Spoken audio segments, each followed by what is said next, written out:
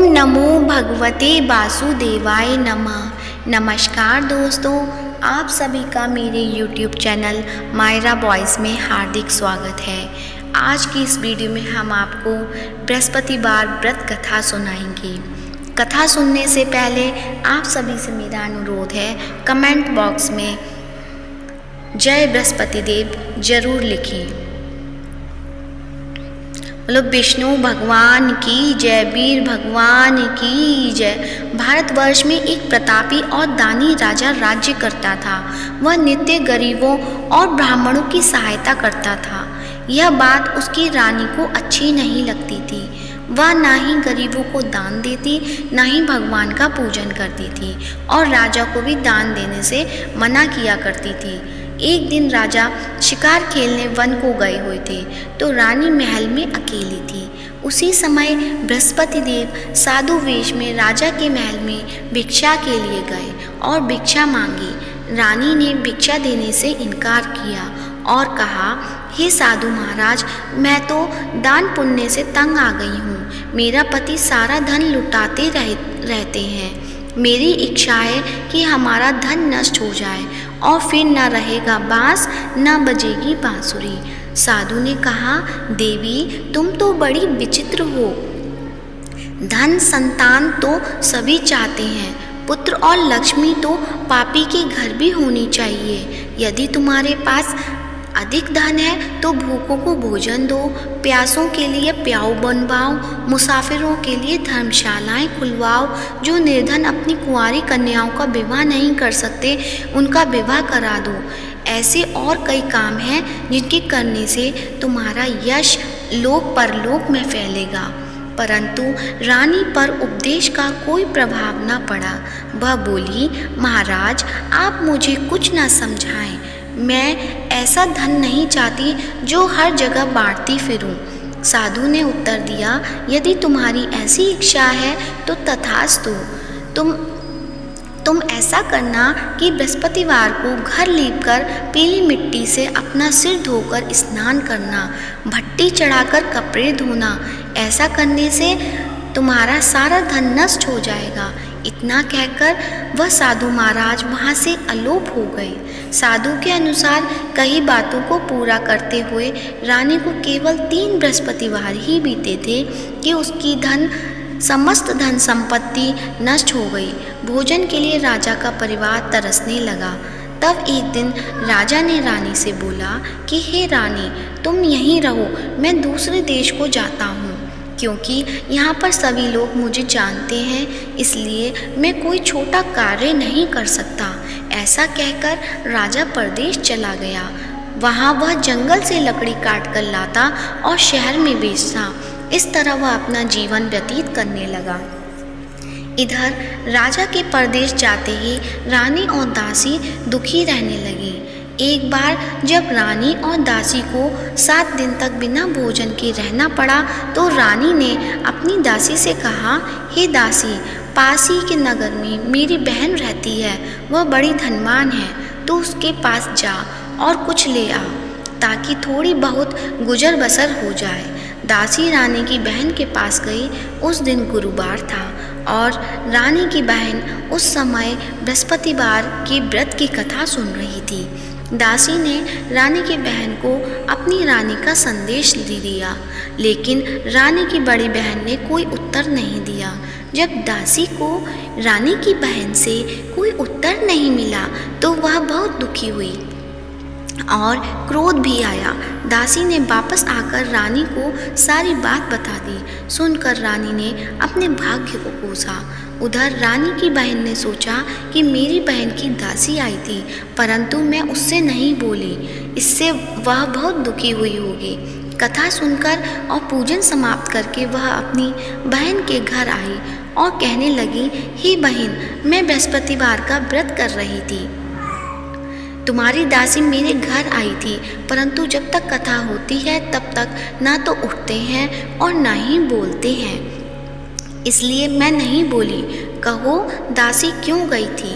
रानी बोली, बहन तुमसे क्या छिपाऊं, हमारे घर में खाने तक को अनाज नहीं था।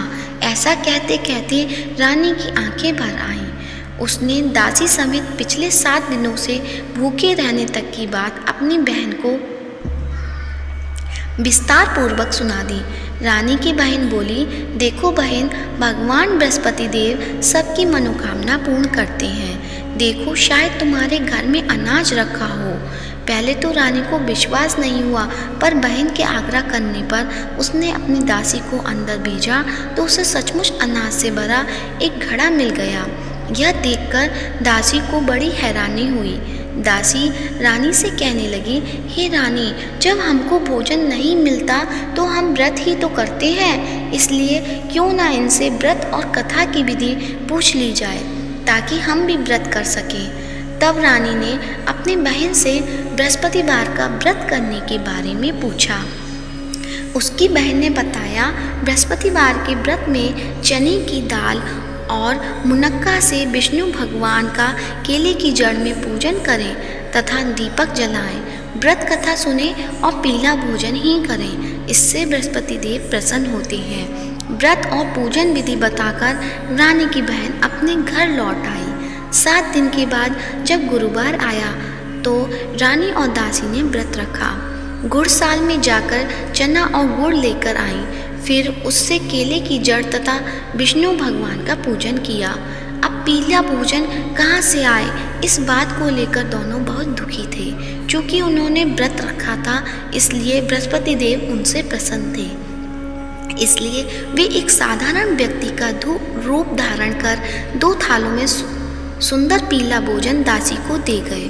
भोजन पाकर दासी प्रसन्न हुई और फिर रानी के साथ मिलकर भोजन ग्रहण किया। उसके बाद वे सभी गुरुवार को व्रत और पूजन करने लगे। बृहस्पति भगवान की कृपा से उनके पास फिर से धन संपत्ति आ गई, परंतु रानी फिर से पहले की तरह आलस्य करने लगी। तब दासी बोली, देखो रानी, तुम पहले भी इस प्रकार आलस्य करती थी। तुम्हें धन रखने में कष्ट होता है, इस कारण सभी धन नष्ट हो गया, और अब जब भगवान बृहस्पति की कृपा से धन मिला है तो तुम्हें फिर से आलस्य होता है। रानी को समझाते हुए दासी कहती है कि बड़ी मुसीबतों के बाद हमने यह धन पाया है, इसलिए हमें दान पुण्य करना चाहिए, भूखे मनुष्य को भोजन कराना चाहिए और धन को शुभ कार्यों में खर्च करना चाहिए, जिससे तुम्हारे कुल का यश बढ़ेगा, स्वर्ग की प्राप्ति होगी और पितृ प्रसन्न होंगे। दासी की बात मानकर रानी अपना धन शुभ कार्यों में खर्च करने लगी, जिससे पूरे नगर में उसका यश फैलने लगा।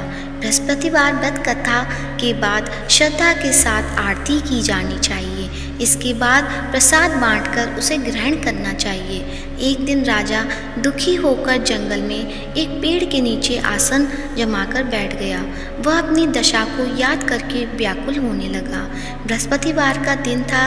एकाएक उसने देखा कि निर्जन वन में एक साधु प्रकट हुए। वह साधु वेश में स्वयं बृहस्पति देवता थे। लकड़हारे के सामने आकर बोले, हे लकड़हारे, इस सुनसान जंगल में तू चिंता मग्न क्यों बैठा है? लकड़हारे ने दोनों हाथ जोड़कर प्रणाम किया और उत्तर दिया, महात्मा जी, आप सब कुछ जानते हैं, मैं क्या कहूँ? यह कहकर रोने लगा और साधु को अपनी आत्मकथा सुनाई। महात्मा जी ने कहा, तुम्हारी स्त्री ने बृहस्पति के दिन बृहस्पति भगवान का निरादर किया है, जिसके कारण रुष्ट होकर उन्होंने तुम्हारी यह दशा कर दी। अब तुम चिंता को दूर करके मेरे कहने पर चलो, तुम्हारे सब कष्ट दूर हो जाएंगे और भगवान पहले से भी अधिक संपत्ति देंगे। तुम बृहस्पतिवार के दिन कथा किया करो। 2 पैसे के चने मुनक्का लाकर उसका प्रसाद बनाओ और शुद्ध जल से लोटे में शक्कर मिलाकर अमृत तैयार करो। कथा के पश्चात अपने सारे परिवार और सुनने वाले प्रेमियों में अमृत व प्रसाद बांटकर आप भी ग्रहण करो। ऐसा करने से भगवान तुम्हारी सब मनोकामनाएं पूरी करेंगे। साधु के ऐसे वचन सुनकर लकड़हारा बोला, हे प्रभु, मुझे लकड़ी बेचकर इतना पैसा नहीं मिलता जिससे भोजन के उपरांत कुछ बचा सकूं। मैंने रात्रि में अपनी स्त्री को व्याकुलता देखा है। मेरे पास कुछ भी नहीं जिससे मैं उसकी खबर मंगा सकूं।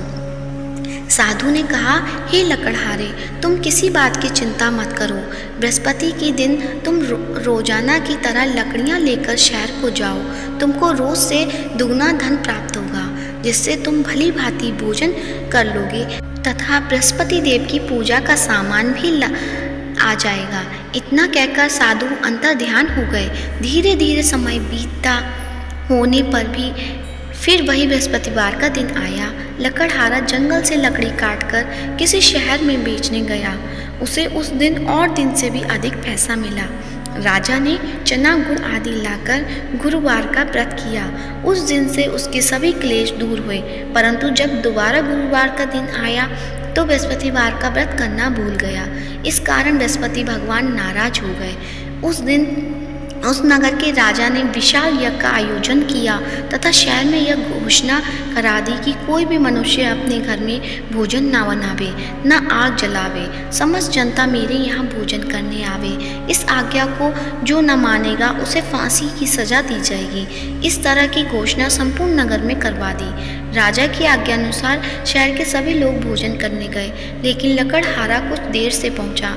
इसलिए राजा उसको अपने साथ घर लिवा ले गए और ले जाकर भोजन करा रहे थे तो रानी की दृष्टि उस खूंटी पर पड़ी जिस पर उसका हार लटका हुआ था। वह वहां पर दिखाई नहीं दिया।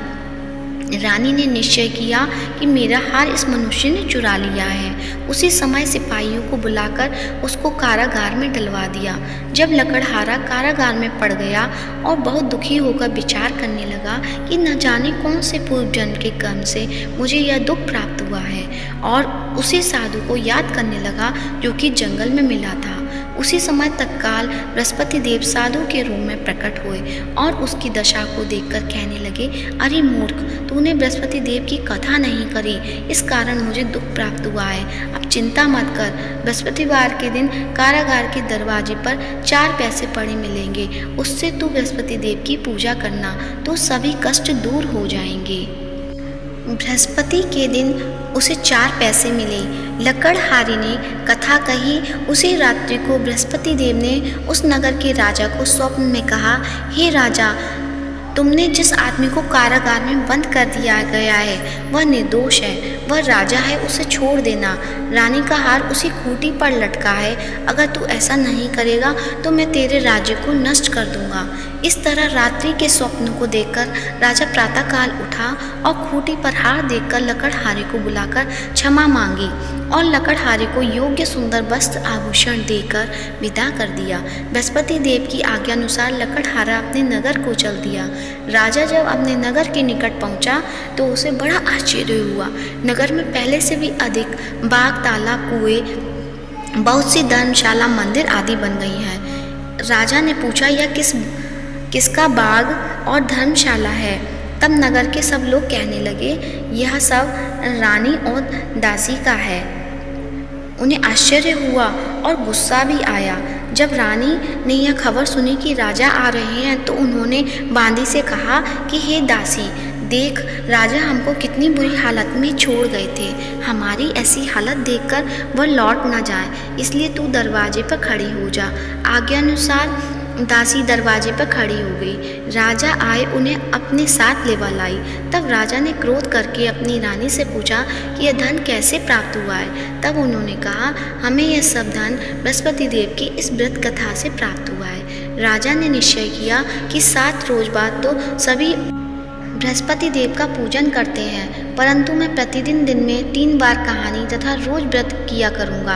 अब हर समय राजा के दुपट्टे में चने की दाल बंधी रहती तथा दिन में 3 बार कहानी कहता। एक रोज राजा ने विचार किया कि चलो अपनी बहन के यहाँ हो आवे। इस तरह निश्चय कर राजा घोड़े पर सवार होकर अपनी बहन के यहाँ को चलने लगा। मार्ग में उसने देखा कि कुछ आदमी एक मुर्दे के लिए जा रहे हैं। उन्हें रोककर राजा कहने लगा, अरे भाइयों, मेरी बृहस्पति देव की कहानी सुन लो। वे बोले, लो, हमारा तो आदमी मर गया, इनको अपनी कथा की पड़ी है। परंतु कुछ आदमी बोले, अच्छा कहो, हम तुम्हारी कथा भी सुनेंगे। राजा ने दाल निकाली और जब कथा आदि हुई कि मुर्दा हिलने लग गया, और जब कथा समाप्त हो गई तो राम राम करके मनुष्य उठकर खड़ा हो गया। आगे मार्ग में उसे एक किसान खेत में हल चलाता मिला। राजा ने उसे देख और उससे बोला, अरे भैया, तुम मेरी बृहस्पतिवार की कथा सुन लो। किसान बोला, जब तक मैं तेरी कथा सुनूंगा तब तक 4 हरिया जोत लूँगा। जा अपनी कथा किसी और को सुनाना। इस तरह राजा आगे चलने लगा। राजा के हटते ही बैल पछाड़ खाकर गिर गए तथा किसान के पेट में बड़ी जोर का दर्द होने लगा। उस समय उसकी माँ रोटी लेकर आई। उसने जब यह देखा तो अपने पुत्र से सब हाल पूछा और बेटे ने सभी हाल कह दिया। तो बुढ़िया दौड़ी दौड़ी उस घुड़सवार के पास गई और उससे बोली कि मैं तेरी कथा सुनूंगी, तो अपनी कथा मेरे खेत पर चलकर ही कहना। राजा ने बुढ़िया के खेत पर जाकर कथा कही, जिसके सुनते ही वह बैल उठ खड़े हुए तथा किसान के पेट का दर्द भी बंद हो गया। राजा अपनी बहन के घर पहुंचा।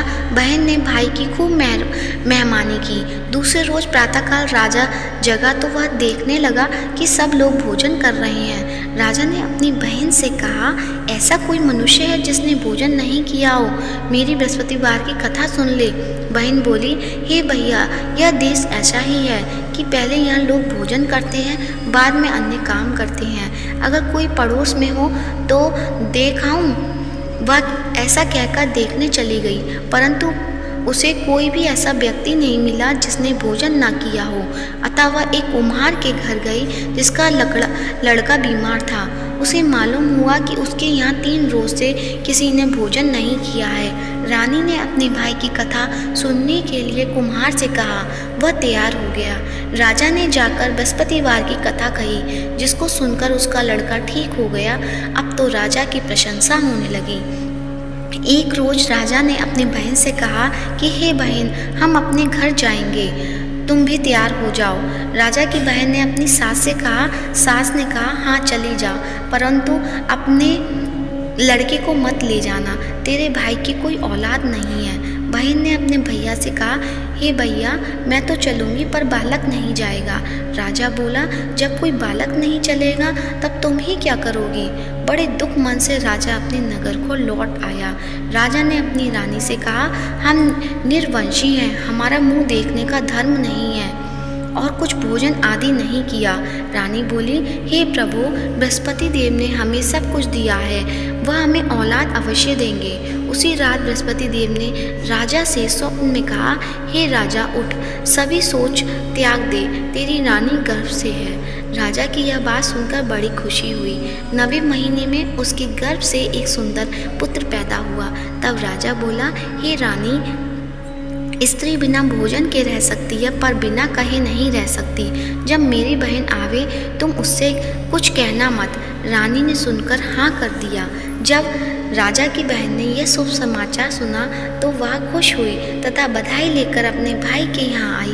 तभी रानी ने कहा, घोड़ा चढ़कर तो नहीं आई, गधा चढ़ी आई।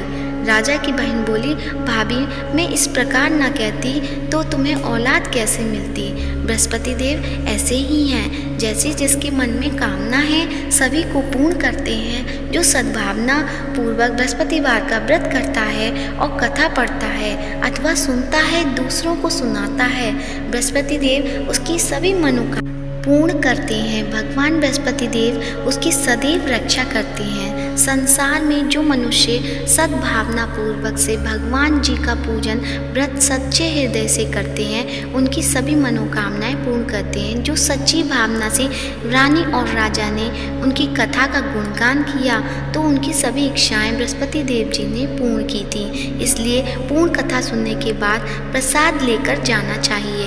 हृदय से उनका मनन करते हुए जयकारा बोलना चाहिए। बोलो बृहस्पति देव की जय, भगवान विष्णु की जय। तो आइए अब सुनते हैं बृहस्पति देव की आरती।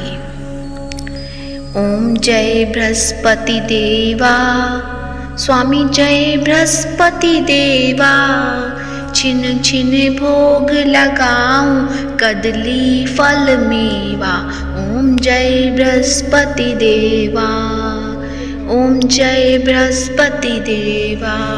तुम पूर्ण परमात्मा, तुम अंतर्यामी, जगत पिता जगदीश्वर तुम सबके स्वामी, ओम जय बृहस्पति देवा। चरणामृत निज निर्मल सब पातक हरता, स्वामी सब पातक हरता। सकल मनोरथ दायक कृपा करो भरता, ओम जय बृहस्पति देवा। तन मन धन अर्पण कर जो जन शरण पड़े, स्वामी जो जन शरण पड़े। प्रभु प्रकट तब होकर आकर द्वारी खड़े, ओम जय बृहस्पति देवा।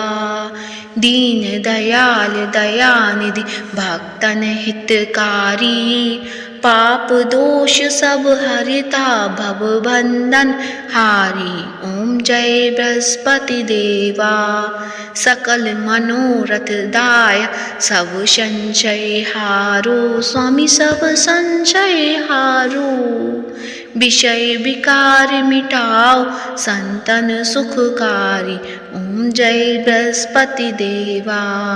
जो कोई आरती तेरी प्रेम सहित गावे, स्वामी भक्त सहित गावे। जेठानंद वंद सो निश्चय छुट जावे, ओम जय बृहस्पति देवा।